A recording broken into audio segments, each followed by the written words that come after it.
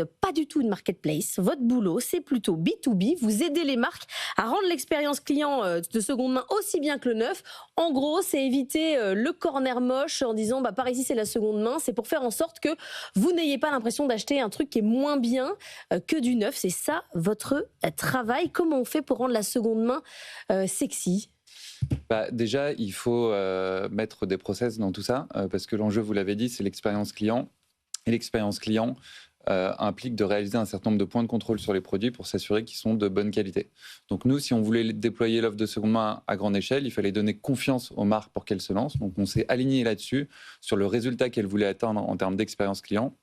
Et puis, on a été capable de développer une technologie qui permet de fluidifier toutes ces opérations et ensuite de trouver les bons partenaires en reconditionnement qui vont pouvoir s'occuper d'authentifier le produit, réaliser des contrôles qualité, les nettoyer, les repasser, etc. jusqu'à la mise en ligne du produit pour créer une expérience d'achat qui soit harmonieuse et qui fait que quand je commande un produit de seconde main, il est livré en temps, en heure, il sent bon.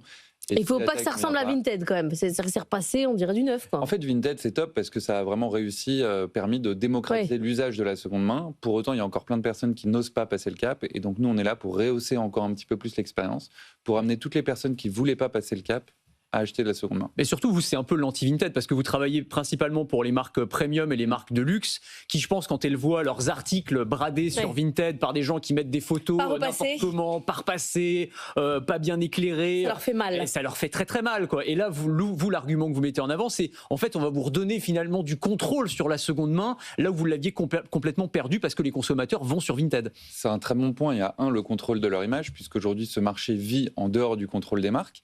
Mais également le revenu qui est généré. Pour certaines marques, c'est plusieurs dizaines de millions d'euros qui vivent en dehors de leur contrôle. Et puis, il y a également qui sont les acheteurs, qui sont les vendeurs. Faire revenir ces clients-là dans son écosystème, c'est aussi un moyen de réduire ses coûts d'acquisition et de réactiver ses clients à moindre coût, là où aujourd'hui, les coûts d'acquisition explosent.